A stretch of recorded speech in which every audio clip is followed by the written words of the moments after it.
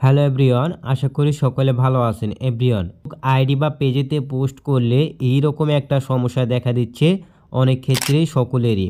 তো এভরিওয়ান, এই যে দেখতে পাচ্তেছে আমার এখান থেকে একটা ইস্যু দেখা দিতেছে, কন্টেন্ট কোয়ালিটি যে ইস্যুটা রয়েছে সেটা। দেন এখান থেকে বলা হচ্ছে কি this post rich may be limited. তো আমাদের এখান থেকে এই পোস্টটা লিমিটেড হয়ে গেছে, আর এই পোস্ট তেমন মানুষের কাছে রিচ করবে না, এঙ্গেজমেন্ট আসবে না, আর এই পোস্ট তেমন লাইক কমেন্ট এগুলো বাড়বে না।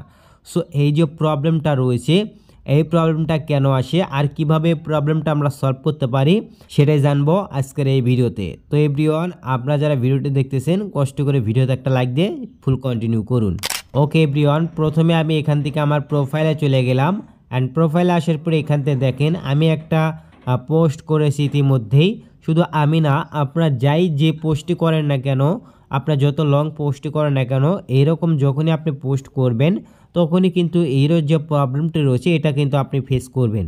সো এই যে প্রবলেমটি রয়েছে, এই প্রবলেমটা এখান থেকে সি ইনসাইটস অ্যান্ড অ্যাডস এটাতে যখনই ক্লিক দেবো তখনই কিন্তু এই যে কন্টেন্টের যে কোয়ালিটিটা রয়েছে এটা এখান থেকে দেখতে পারবো।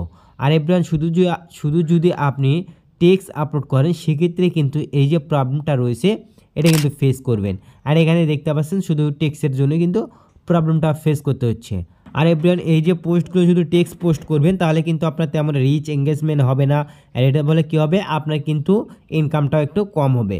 তো এখান থেকে যখনই আপনি এই যে এখানে ক্লিক দিবেন, দেখেন অ্যারো বাটন রয়েছে, সো এখানে ক্লিক দিলাম। অ্যান্ড এখান থেকে ক্লিক দিলে কিন্তু এখান থেকে দেখেন আমরা যে অপটোমাইজ ইওর কন্টেন্টস রিচ, মানে আপনার যে কন্টেন্টটা রয়েছে সেটা অপটোমাইজ করুন। আর রিচের ব্যাপারে বলা হয়েছে, রিচটা বাড়ানোর ব্যাপারে। তো এখান থেকে আরও অনেক কিছু বিস্তারিত বলা রয়েছে, কেন পোস্টগুলো রিচ দিচ্ছে না এবং কিভাবে রিচ পেতে পারি আমি বিস্তারিত বলতেছি। তাহলে যে আপনার যে পোস্টটা করেছেন, এই যে টেক্সট পোস্টগুলো করেছেন এর পাশাপাশি এর সাথে আপনি কোনো প্রকার ভিডিওস বা ফটোস এগুলো অ্যাড করেন না, কোনো কন্টেন্ট অ্যাড করেন না, যে কন্টেন্টটা আপলোড করেছেন এটাতে। তো এখানে যে ফটোস বা হচ্ছে আপনার ভিডিওস এটা যদি অ্যাড করেন এই পোস্টের ক্যাপশনে তাহলে কিন্তু প্রচুর পরিমাণে রিচ এঙ্গেজমেন্ট এগুলো বৃদ্ধি পাবে। তো আপনি শুধু যে পোস্ট করছেন সেটাতে কোনো প্রকার হচ্ছে আপনার ফটো বা ভিডিও অ্যাড করেন না, এতে কিন্তু তেমন একটা রিচ আসবে না, আর ইনকামও তেমন হবে না। আর এখান থেকে ফেসবুক বলে দিয়েছে যদি রিচ এঙ্গেজমেন্ট বাড়াতে চান তাহলে অবশ্যই আপনাকে ভিডিও বা ফটো এগুলো যে কোনো একটা অ্যাড করতে হবে।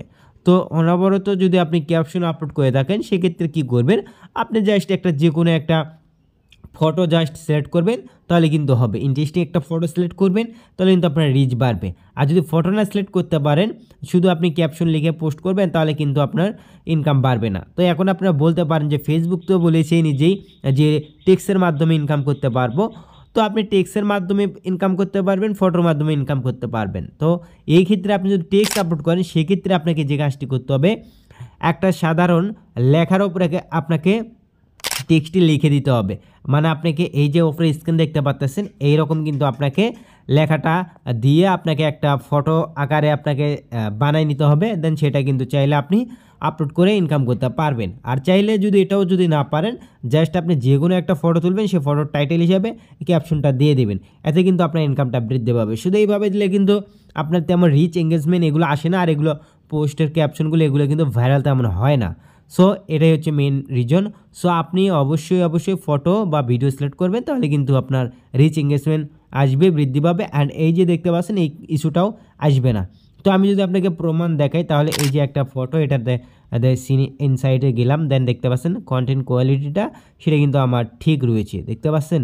দেন গ্রিন রয়েছে, এটা দেখতে পাচ্ছেন গ্রিন। সো এভাবে চাইলে আপনি কিন্তু লিখতে পারেন, অ্যান্ড এভাবে পোস্ট করলে কিন্তু আপনার প্রবলেমটা সলভ হয়ে যাবে। তো আশা করি ভিডিওটা আপনার কাছে হেল্পফুল মনে হয়েছে। ভিডিওতে একটা লাইক দেবেন, চ্যানেল নতুন হয়ে থাকলে প্লিজ চ্যানেলটি সাবস্ক্রাইব করে বেল আইকনটি বাজিয়ে রাখবেন। আবার দেখা হবে পরবর্তী একটা ভিডিওতে।